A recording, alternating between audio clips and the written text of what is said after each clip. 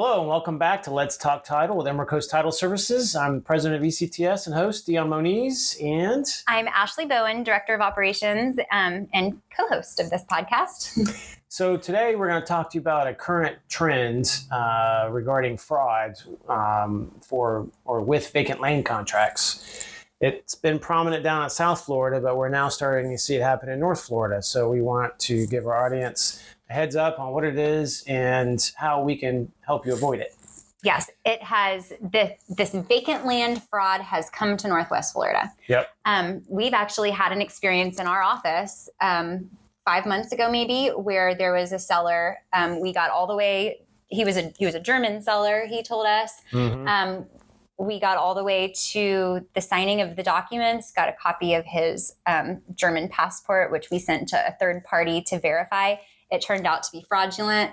Our closer had to contact the FBI, who told her to go ahead and move forward with the closing so that we could see what notary was going to notarize these documents with a forged passport. It was a big ordeal. Mm-hmm. And now it is happening all over our area. We had one of our clients just last week tell us that someone had reached out to him about listing a piece of vacant land.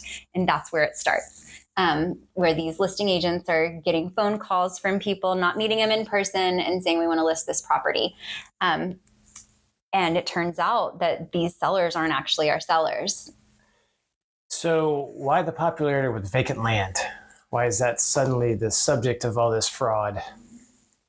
I don't know. I guess because it's easy. It's going to be a lot of it's going to be vacant land where the seller doesn't live here. So the tax bill doesn't come to us or doesn't come to the property address. And that's the first sign to the FBI, the fraud, our underwriters that say this could be fishy. Hold on. You've got a property address and a tax bill being sent somewhere different. So that's the first sign that we might have a problem.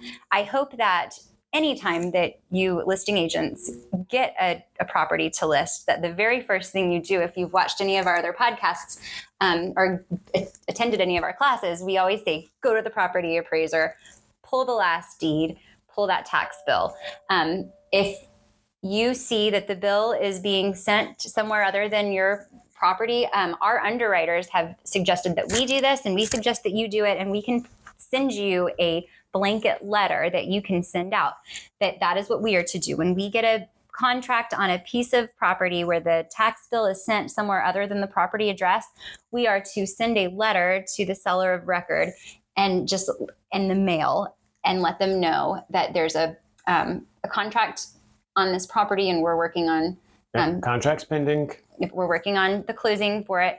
And if you have no idea about this, please reach out to us right away.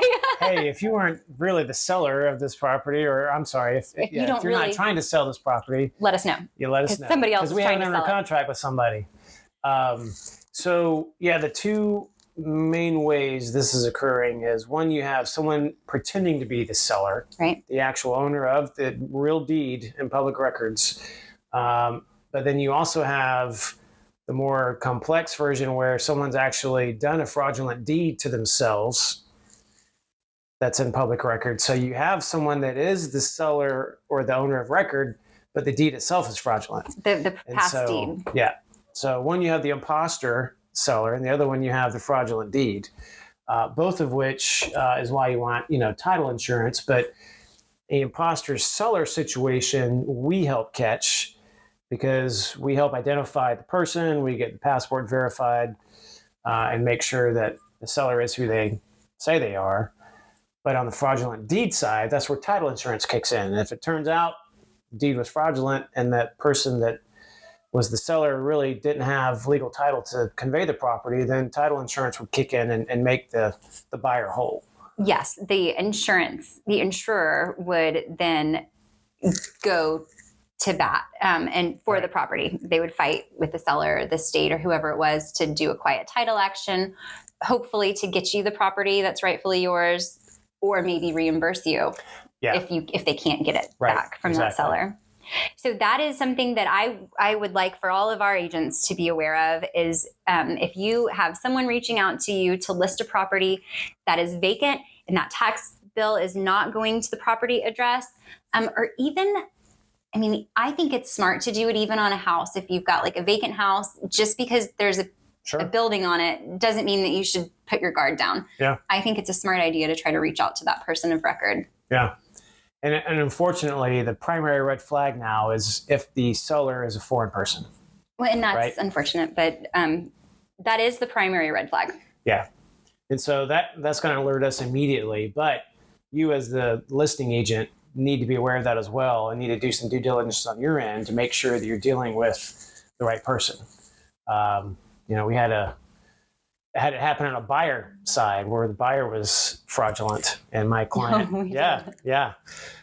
So anyway, the fraud is, unfortunately, it's running rampant now, and our little protected area of Florida is no longer protected against all this stuff. So it's lurking into our area. So, and they always say that when you've got a period of time where everybody's making a lot of money and then it turns, that's when the fraudsters start coming out of the woodworks, and it's when you have to really be diligent. Yeah. And that's where we're at right now. Yeah. Well, and also even in the hot market, when everyone's so busy, they're not as diligent because they're so busy. So it's easier to get something by. So yeah. Always get your title insurance. Always get your title insurance. And please be careful and be diligent with new listings. Yeah, be diligent with making sure your seller is who they say they are, and obviously we'll help do the same, and hopefully we can avoid this. So just be aware if it's vacant land and or the seller is a foreign individual, red flag should be going off in your head, and you need to be checking into it with extra diligence to make sure you don't get caught. And please reach out to us if you would like a copy of this form letter. We're happy to provide it for you guys, that you can go and brand it with your logo if you want, so that you can use that for your potential new listings. Yep, absolutely. All right, well, I think that's going to do it for our fraud alert today. Hopefully you learned a little bit and know what to look out for and how to potentially avoid it. So thank you for listening or watching, and we will see you next time. Bye-bye. Bye.